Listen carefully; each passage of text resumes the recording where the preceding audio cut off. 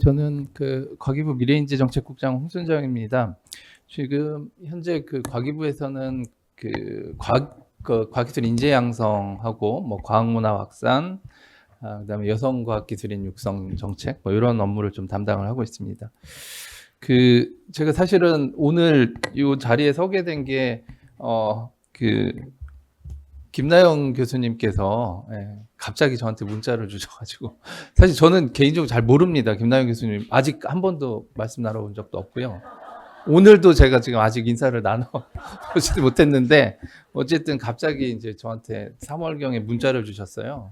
잘 모르는 분이 이제 문자 주게 되면 보통 쉽게 마련인데 이게 지금 보니까 답을 안 해드리면 안 될 것 같아서 밤 늦게 제가 발표하는 것보다는 우리 이해숙 소장님이나 우리 문혜리 위셋 이사장님 이런 분들이 발표해 주는 게 더 좋지 않나 이렇게 드렸더니 제가 해도 괜찮다고 그래서 제가 이렇게 오늘 이 자리에 서게 됐습니다.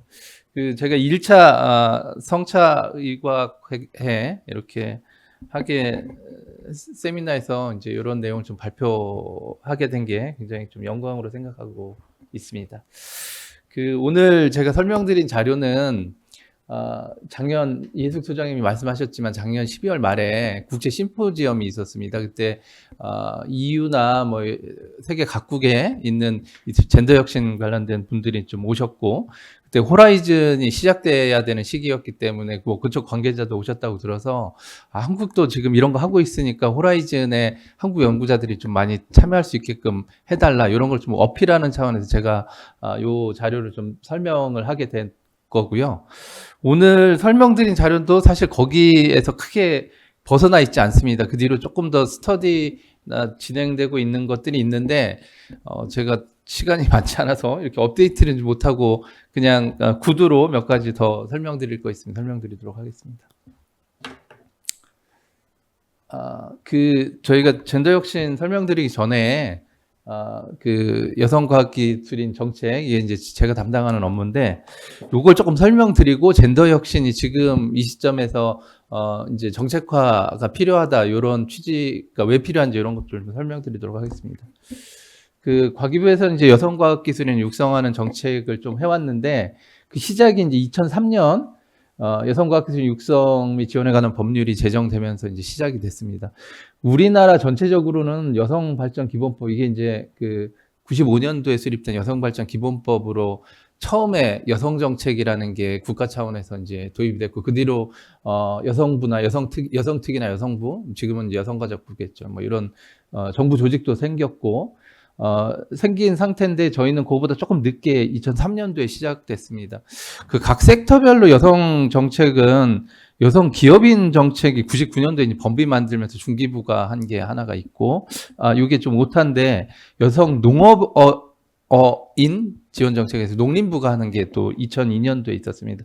그래서 저희는 여성과학기술인 정책이 2003년도부터 시작됐으니까 네 번째 정도, 그래도 빨리 시작된 게 아닌가 이런 생각이 좀 들고요.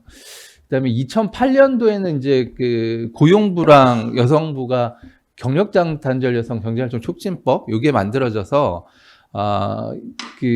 경력 단절에 대한 이슈가 이제 이때부터 저희가 정부 차원에서 이렇게 지원하려고 이렇게 진행돼 왔던 것 같습니다.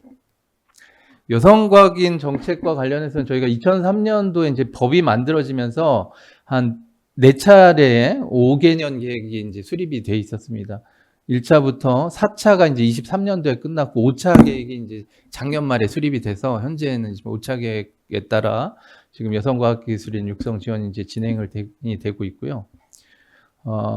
이렇게 쭉 보시면 1차, 2차, 3차까지는 여성 과학인이 너무 부족해가지고 여성 과학인을 좀 더 많이 양성하는데 좀 많이 포커스가 이렇게 잡혀져 있고 4차 계획부터는 저희가 뒤에 통계를 좀 보여드리겠지만 어느 정도 수준의 이제 여성 과학기술인들이 지금 양성되고 활동을 하고 있습니다. 그래서 좀 더 잠재 역량을 높이는 방향으로 저희가 4차 계획을 좀 수립하고 있고 5차 계획은 이제 뒤에 또 설명드리겠지만 저희가 이제 젠더 혁신이라든지 이 DEI 관련된 내용을 좀 더 포함해서 오차 계획이 현재 수립되고 있는 상태입니다.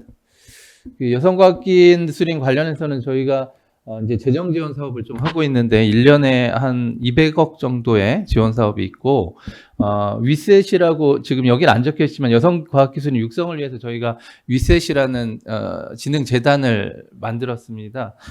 위셋 재단은 사실은 2013년 잠시만요. 2011년부터 이제 지원센터로 저희가 출범시켰고 현재는 이제 공공기관으로 현재 해서 지원을 하고 있고 이 위셋을 통해서 이제 문혜리 이사장님이 계신데 여성과학기술인 지원 사업을 하고 있고 초대 이사장님이 예숙 소장님이셨던 걸로 제가 알고 있고 그 뒤로 이제 그 젠더혁신센터라고 여성과학기술 육성 말고 이제 연구 차원에서 젠더혁신을 도입하기 위해서 저희가 젠더혁신센터가 또 설립돼서 이제 지원하고 있는 상태입니다. 여기를 보시면 이제 그 여성과학기술인 첫 번째 유입 성장이 이제 이공계 대학생으로 이제 여성과학기술인들이 얼마나 오고 있는 겁니다. 지금 저기 첫 번째 슬라이드가 그 여성과학기술인이 졸업하고 채용한의 갭 차이를 이제 이렇게 쭉 보여둔 그림이 있는데 2019년까지는 졸업생은 맞는데 취업률은 더 떨어집니다. 이게 전체 100% 중에 여성 과학인 이공계 여학생들이 28.6%가 들어오고 있다 이런 통계고 취업은 26% 그러니까 취업률이 좀 떨어지고 있는 이런 상태였는데 22년도에는 이미 역전이 됐습니다. 그러니까 저희가 4차 기본계획 기간 중에 그러니까 여성 그 이공계 여학생들이 들어오는 거랑 취업하는 거랑 별 차이가 없어요. 그러니까 비율을 해서 보면, 그러니까 그 취업 단계까지는 전혀 그 지금 차별이 없다. 뭐 이렇게 좀 보시면 될 것 같고요. 단 이제 저희가 조금 한계로 느끼는 게 입학률이 계속 33%입니다.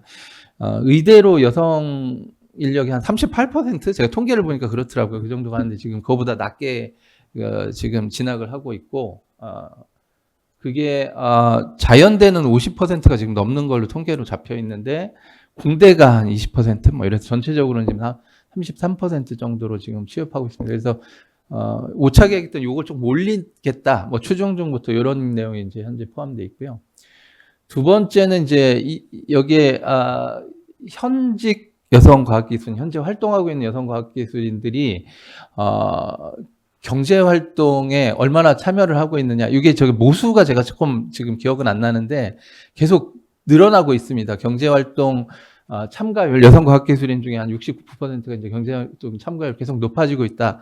이게 이제 통계가 되게 좋아 보이는데 이면에는 저희가 이제 그 나이대별로 이렇게 분석을 해보면 그 20대 후반까지는 거의 90% 정도 경제활동 참여하고 있는데 30대가 들어서면서 60% 이렇게 떨어집니다. 떨어지고 그게 거의 그 끝까지 그 정년 때까지 이제 유지가 되는데 그게 아마 경력 단절 문제가 그때 이제 임신 출산 육아 이 단계에서 이제 많이 좀 떨어지고 있습니다.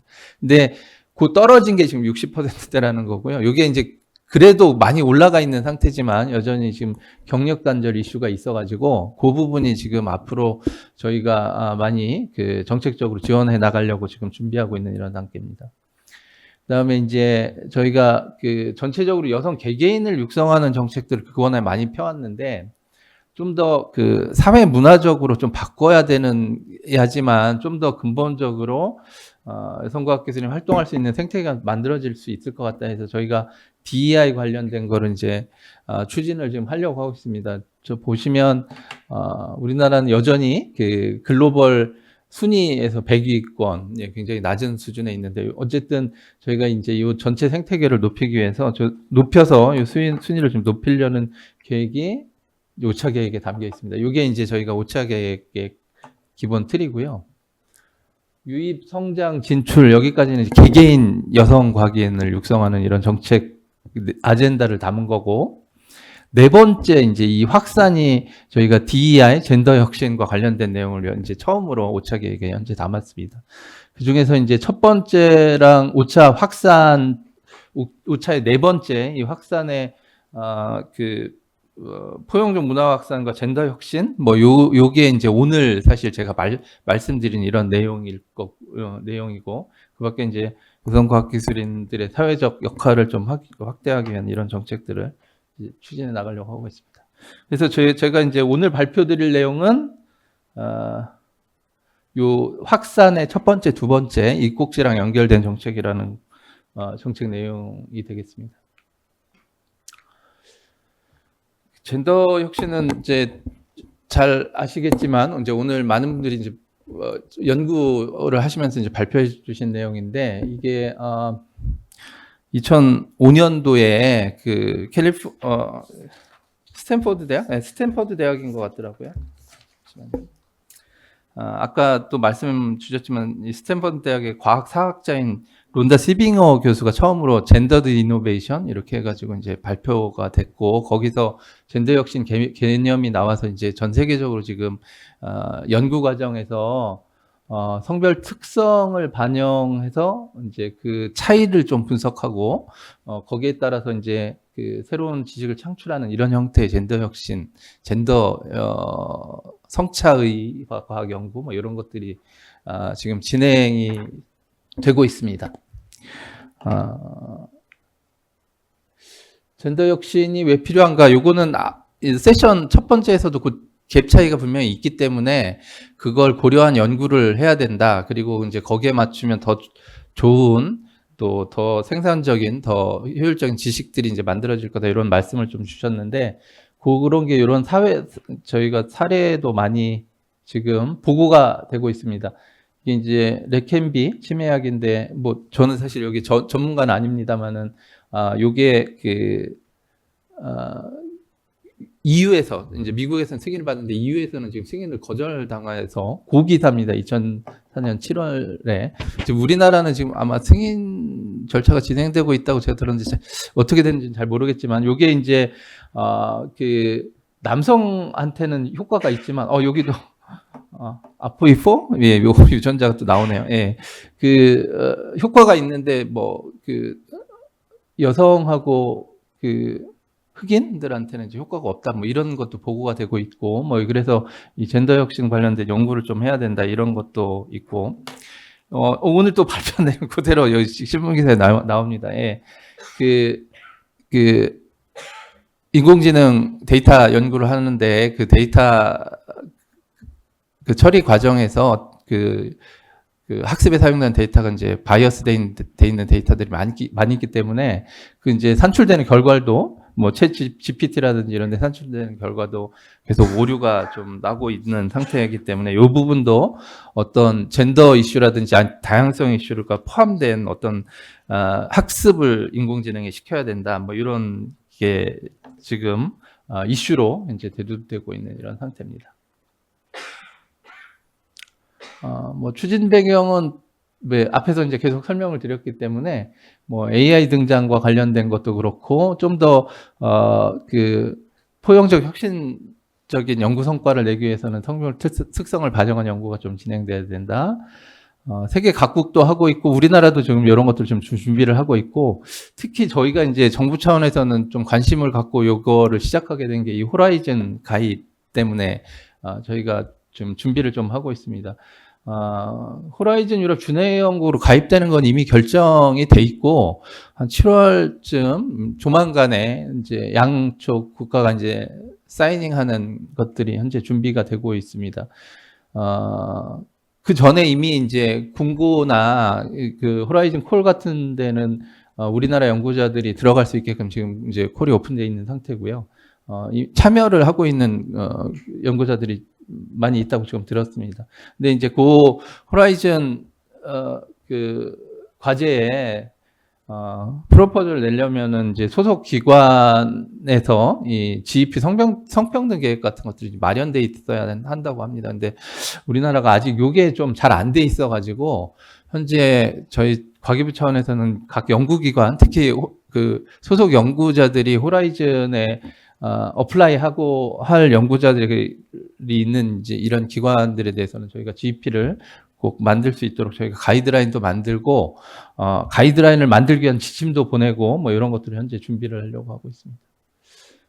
해외 동향은 저희보다 이제 훨씬 먼저 뭐 미국, 캐나다, EU 여기가 젠더 혁신 통계를 보면 한 10% 정도 뭐 이게 바이오 분야인지는 제가 모수는 잘 모르겠지만 젠더를 고려한 이런 연구가 진행되고 있어서 선진국으로 이제 분류되는 국가고 뭐 NIH든 뭐 캐나다 연방 정부든 뭐 호라이즌 유럽이든 이제 젠더 혁신 관련된 연구를 좀 강조하고 있는 이런 상태입니다.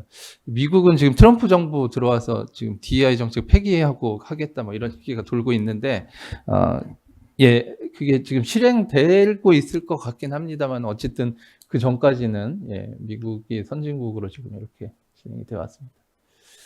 이 젠더 혁신 관련해서 이제 저희가 크게 지금 생각하고 있는 건 이 연구기관 수준에서 그 포용적 조직 문화를 만드는 거, 생태계를 좀 만들어주는 거, 요거랑, 이 두 번째, 성별 특성을 반영한 연구, 이게 이제 젠더 혁신 연구입니다. 이 두 가지를 크게 이제 중점적으로 어떻게 해야 되는지 이런 것들을 스터디하고 이제 연구하고 있는 이런 단계고요.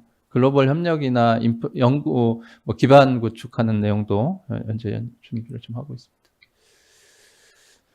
이게 이제, 그 기관 차원에서 저희가 GP 계획을 좀 많은 기관들이 수립하게끔 지금 하고 있습니다. 지금 현재 과기부가 여성 과기인 정책을 하면서 그 여성 과기인 좀 많은 기관들에는 여성 담당관 뭐 이런 것들을 지정을 하게끔 해서 각종 통계나 지표 이런 것들은 관리를 하게 하고 있는데 아직 이렇게 성평등 계획까지 이렇게 그 EU에서 요구한 이런 것들을 하나의 집약된 문서로 이제 갖고 있는 기관은 지금 많지 않다고 들었습니다. 그래서 저희가 위셋하고 같이 각 기관에서 GEP를 수립할 수 있게끔 저희가 가이드도 마련해서 보내려고 하고 있고 컨설팅도 하고 이거를 위해서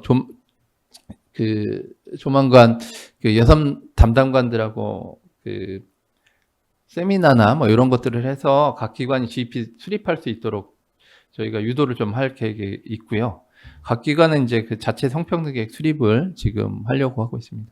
그 내용은 사실 굉장히 뭐 엄청난 내용이 들어있는 거는 아닌 것 같습니다. 일단 뭐 최고위층 기관장이 서명한 이제 이런 문서를 꼭 갖게끔 좀 요구를 하고 있고 뭐 자원, 인력이나 예산 뭐 데이터 뭐 이런 것들에 대한 그 지원을 좀 하고 있는지 그다음에 그 성평등 관련된 교육을 하고 있는지 이런 내용 어떤 교육을 할 건지 이런 것들이 포함된 성평등 계획들을 각 기관에 이제 만들게끔 저희가 지침을 내려보내고 유도를 좀 하려고 하고 있습니다. 그다음에 이게 젠더 혁신 연구인데 이게 사실은 본격적으로 확산하기에는 준비해야 될 것들이 꽤 많이 있고 이슈도 있는 상태입니다.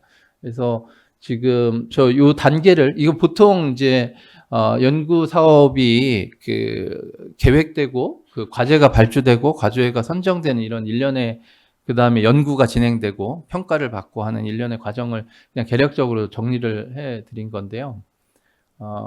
크게 보면 연구자가 해야 될 부분하고 연구관리 전문기관이나 평가자들이 좀 해야 될 부분이 있습니다. 그래서 그걸 조금 구분해서 지금 정해 놓은 거고요. 여기 조금 더 진한 색으로 되어 있는 게 연구관리 전문기관이나 평가기관, 평가자들이 좀 해줘야 될 것들. 그다음에 흐릿하게 되어 있는 부분이 이제 연구자나 연구 책임자들이 좀 해야 될 부분들이 좀 있습니다. 저희가 먼저 이게 이제 첫 번째가 연구자들이 해야 될 것들입니다. 이게 지금 젠더를 연구를 하려면 그 연구 주제에 그 젠더에 대한 특성을 구별하기 위해서 구분을 해서 이제 연구를 시작을 좀 해야 됩니다. 뭐 예를 들면 동물 실험할 때도 고려해서 데이터를 어느 정도 뽑을지 이런 것들 다 고려해서 연구 계획 수립하고 이런 것들 좀 해야 되고요. 연구 방법론이나 그래서 나온 데이터를 어떻게 분석하거나 이런 것들이 다 지금 지침화되어 있는데 이거를 어떤 하나의 지침으로 만들기 굉장히 좀 어렵고요. 각 연구자가 우선 본인이 이제 인식을 좀 해야 되는 측면도 있고, 아니면 이제 다른 데서 하는 케이스 스터디나 이런 것들을 보면서 어떤 연구 계획을 잘 수립해야 되는지 이런 것들이 좀 많이 준비가 돼 있어야 할 것 같습니다. 그래서 현재 이게 젠더 혁신 센터에서 지금 하고 있는 걸로 제가 알고 있는데 연구자들이 연구를 과제를 프로포절하고 연구를 수행하고 그 결과를 분석하고 이런 일련의 과정에서 어떤 식으로 연구를 해야 되는지 이런 지침을 현재 만들려고 지금 하고 있습니다. 이 지침은 아마 공통적으로 이렇게 해야 될 지침도 있고 분야별로 특별하게 이렇게 고려해야 될 이런 지침들이 많이 있는 것 같습니다. 실제로 이제 이거를 여기 이제 참고로 독일 연구재단의 연구 지침을 이제 사례로 이렇게 좀 뽑아놨는데요. 이거 말고도 제가 이제 인터넷 뒤져보니까 젠더드 이노베이션 처음으로 이제 이렇게 발표하신 시빙호 교수 홈페이지에 또 이런 것들이 잘 정리가 돼 있는 것 같습니다. 그러니까 젠더를 연구 과정에서 젠더 분석을 어떻게 해야 되는지, 그다음에 각 분야별로 케이스 스터디한 내용들 이런 것들이 쭉 올라가 있는데 그걸 벤치마킹하고 참고 사례해서 어떤 지침을 만들어서 연구자들한테 이제 홍보하고 자기가 연구하는데 스스로 이런 지침에 따라서 연구할 수 있는 이런 것들을 좀 만들어서 좀 배포를 하고 교육을 해야 되는 측면이 좀 하나가 있고요. 이제 두 번째가 이건 이제 연구관리 전문기관에서 좀 또 해줘야 될 부분이 있습니다. 그러니까 어떤 사업을 기획을 한다거나 할 때 이 성별 특성을 구별해서 연구를 해야지만 더 좋은 연구 성과를 창출될 수 있겠다 하는 과제들은 좀 구분을 해줘서 저희가 탑다운 방식의 연구라면 RFP 과정에 좀 집어넣어야 될 것 같고요. 기초연구 과제라면 스스로 그런 것들을 체크할 수 있는 이런 체계를 사업 기획이라든지 아니면 과제 프로포절 공고할 때 이제 프로포절 내에 이제 담아준다든지 과제를 또 그렇게 연구자가 제출을 하더라도 이 평가 과정에서 그게 고려가 또 돼야 될 것 같습니다. 그런 성별 특성을 반영한 연구를 제출을 했는데 그게 제대로 이렇게 연구 계획서나 이런 것들이 됐는지 이런 것들도 누군가는 좀 봐줬으면 하는 이런 측면이 있고요. 거기에 따라서 연구비 규모나 이런 것들도 조금 편차를 둬야 될 것 같은 생각이 있습니다.